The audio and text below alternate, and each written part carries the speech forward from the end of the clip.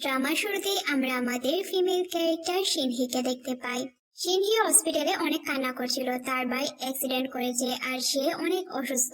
সিনহির ভাই অনেক ভালো কার রেসার, সে কার রেস করতে অনেক বেশি পছন্দ করে।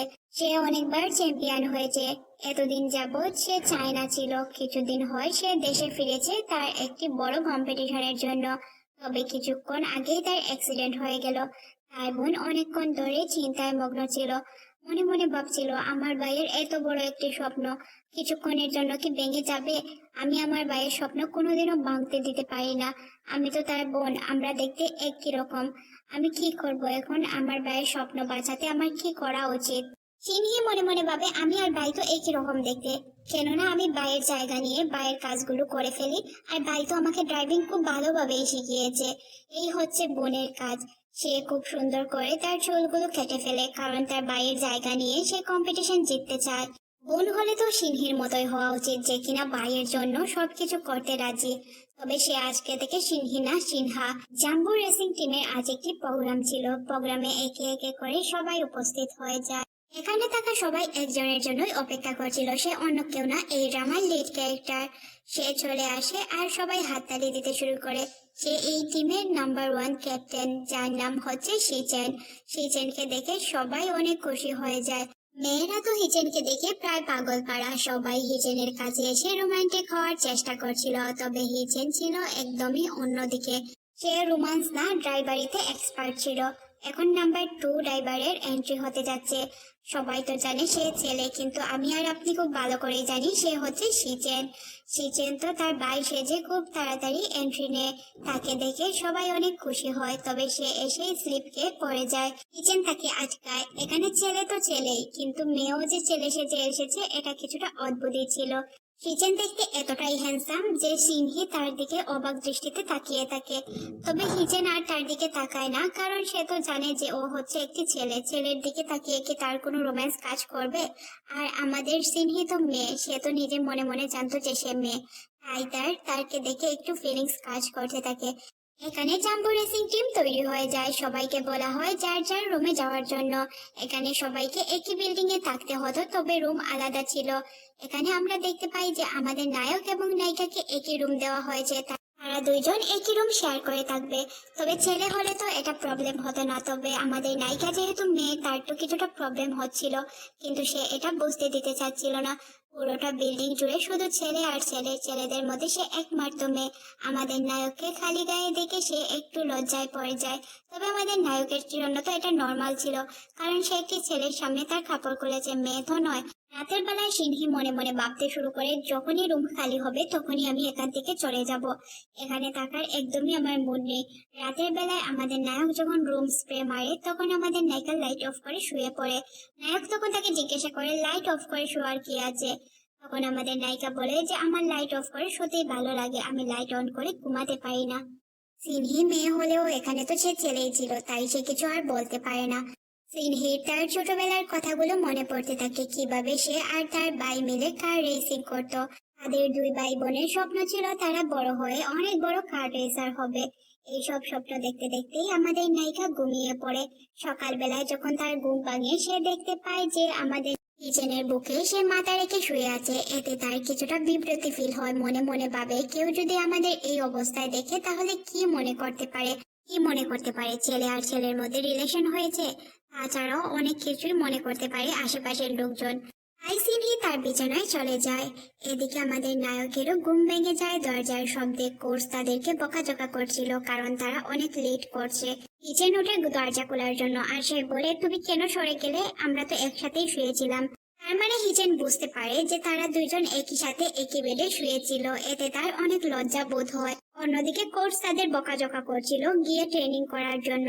সিন শিফট হয়ে রাতের বেলা দেখানো হয়, যেখানে তারা পার্টি করার জন্য চলে যায়। সিনহি আর হিচেন দুইজনই পার্টি অ্যাটেন্ড করে। পার্টিতে তারা অনেক এনজয় করে। আশেপাশে সবাই শুধু সিনহিকেই দেখছিল। এতে হিচেনের কিছুটা জেলাস ফিল হয়, কারণ সিনহিকে সবাই দেখছে হিচেনকে রেখে। হিচেনের এতে অনেক রাগও হয়।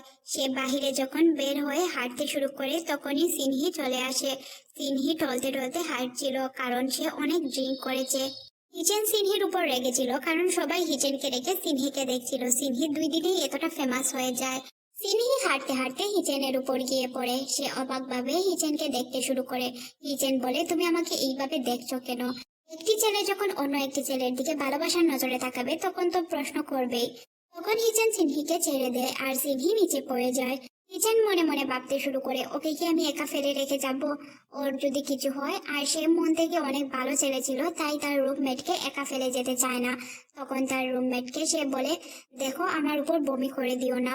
তখনই সিনহি হিচেনের উপর বমি করে দেয়। হিচেন বলে, তোমাকে মানা করেছিলাম বমি করার জন্য, তারপরে তুমি বমি করে দিলে। আমার অবস্থা তো তুমি খারাপই করে দিচ্ছ। এভাবে ড্রিঙ্ক করতে যাও কেন যখন নিজে ড্রিঙ্ক করতে পারো না? সে তার রুমে এসে সিনহিকে শুইয়ে দেয়, তবে সিনহি উল্টাপাল্টা আচরণ করতে থাকে। সকালে যখন তার ঘুম ভাঙে সে গিলটি ফিল করতে থাকে, কারণ সে রাতে কি করেছিল তার এইগুলো মনে পড়ে যায়। অন্যদিকে হিচেনকে দেখানো হয় সে তার গ্র্যান্ডফাদারের সাথে দেখা করার জন্য যায়। তার গ্র্যান্ডফাদার তার উপর অনেক বেশি রেগে থাকে, কারণ দাদা চায় হিচেন তার কোম্পানি সামলাক। হিচেন বলে, আমার ভাই তো কোম্পানি সামলাচ্ছে দাদা ভাই, তাই না? তাহলে কেন আমার প্রয়োজন? ও তো খুব ভালোভাবেই কোম্পানিটাকে হ্যান্ডেল করছে। তখন দাদা বলে, এই কোম্পানি আমি রান করিয়েছি, আমি অন্য কাউকে আমার কোম্পানি দিতে চাই না। আমি চাই তুমি আমার কোম্পানিকে হ্যান্ডেল করো।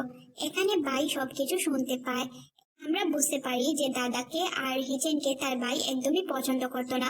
সে হিচেনের আপন ভাই কিনা এটা তো আমরা জানতে পারি না, তবে দাদার কথায় মনে হয়েছে যে সে হয়তো তার আপন ভাই না।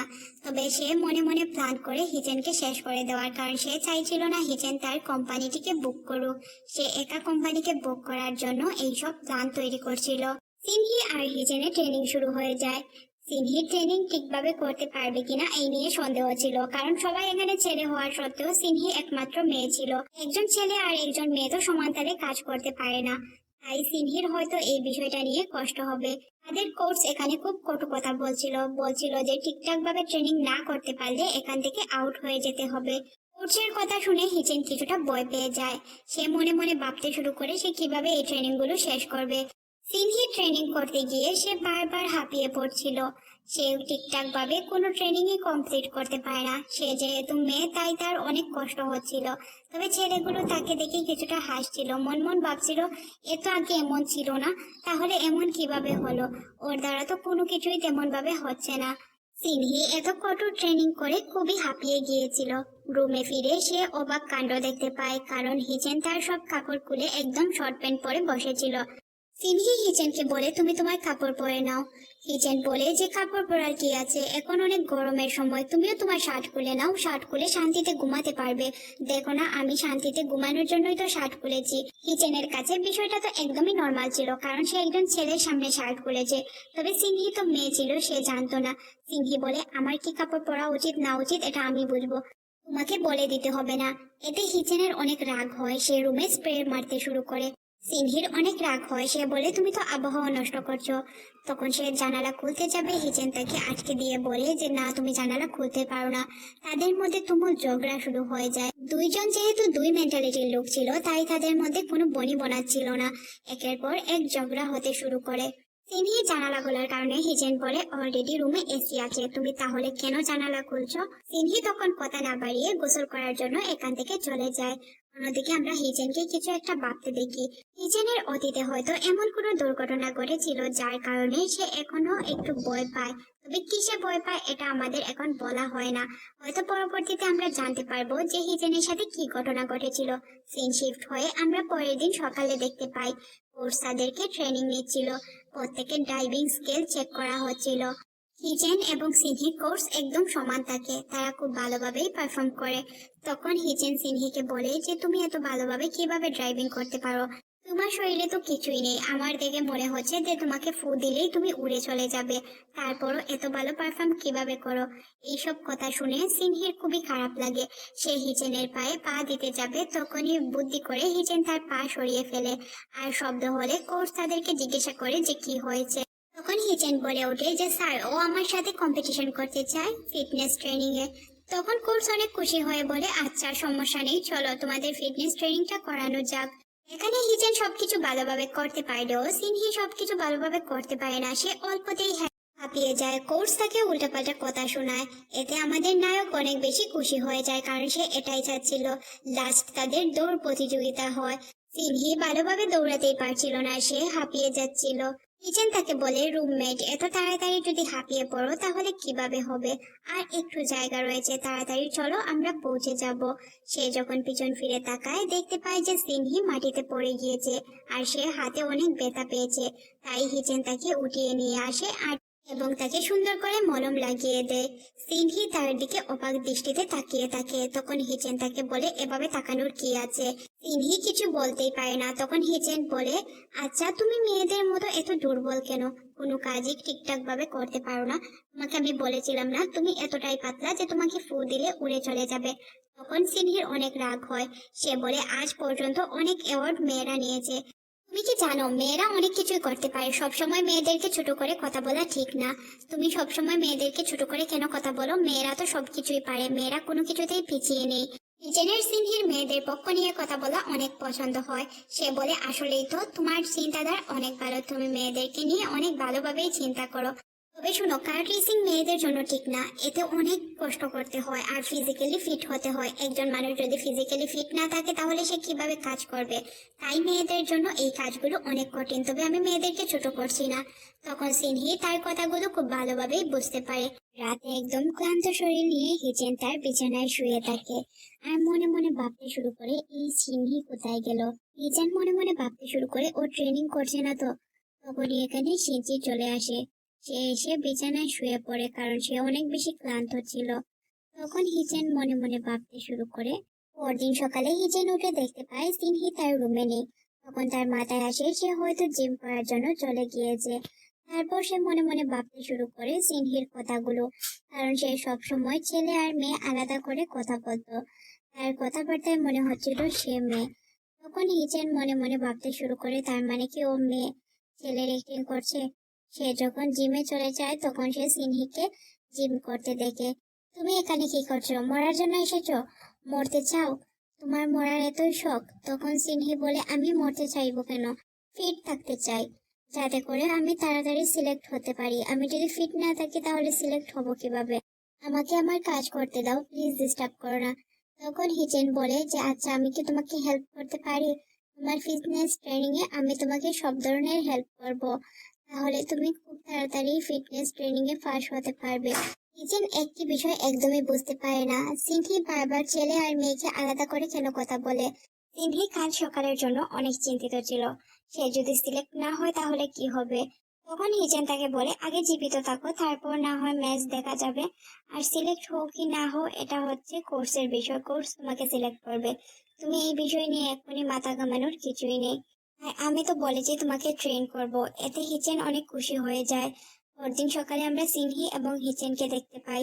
তারা একই সাথে জগিং করে, তারপর তারা জিম সেন্টারে চলে আসে। জিম সেন্টারে একে অপরকে হেল্প করতে থাকে। এখানে হিচেন সিনহিকে খুব ভালোভাবে ট্রেনিং করছিল। তবে সিনহি তার প্রতি কিছুটা দুর্বল হয়ে যায়। যেহেতু সে মেয়ে ছিল আর একজন ছেলে তার কাছে আসছে, সে তো দুর্বল হবে, এটাই স্বাভাবিক, তাই না?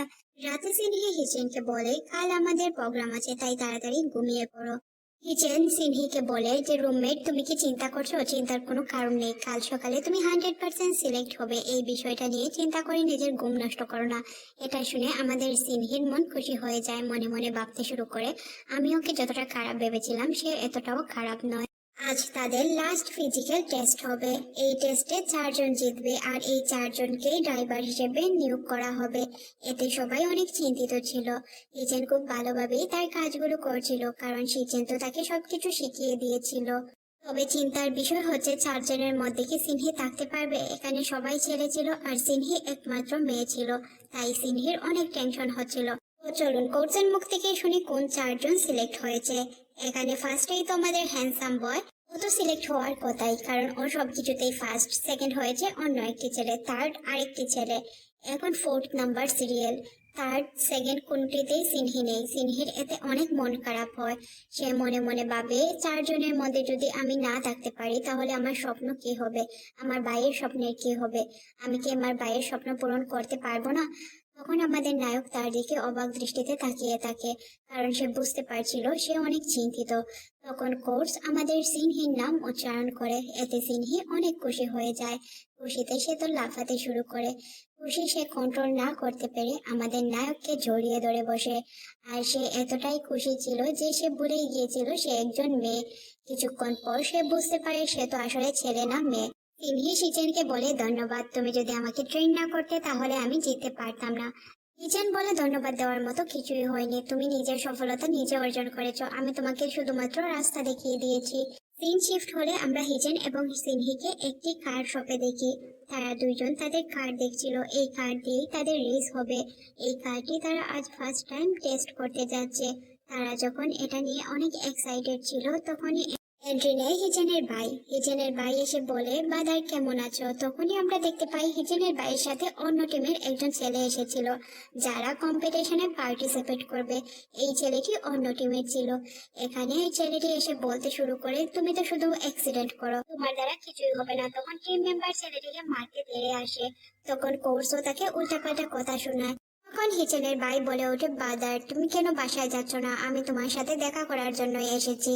দাদা আর আমি তোমাকে অনেক মিস করছি, খুব তাড়াতাড়ি সম্ভব বাসায় যেও, বাসায় তোমার অনেক প্রয়োজন আছে। এইভাবে সে তাকে কথা বলতে থাকে আর বলে, আমি খুব ভালো করেই জানি যে তুমি অ্যাক্সিডেন্টের জন্য একদম ফেমাস, খুব ভালো অ্যাক্সিডেন্ট করতে পারো। অন্যদিকে সে এটাও বলে যে আমার টিমেই ওই ছেলেটি।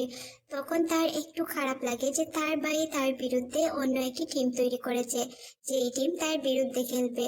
তারপরেও সে কিছু বলতে পারে না, কারণ সে খুব ভালো করেই জানতো যে তার ভাই তাকে পছন্দ করে না। ছেলেটি তো একদম ডেথ সার্টিফিকেটে সাইন করে দিয়েছে। সে মরলেও কিছু না, বাঁচলেও কিছু না, সে শুধু শিচেনকে দেখতে চায়, শিচেনের সাথে বদলা নিতে চায়। এটা বলে সে এখান থেকে চলে যায়। শিচেন তো এখানে চিন্তায় পড়ে যায়। এখন দেখার বিষয় হচ্ছে কে জিতে বা কে হারে, বা পরবর্তীতে কি ঘটনা ঘটে।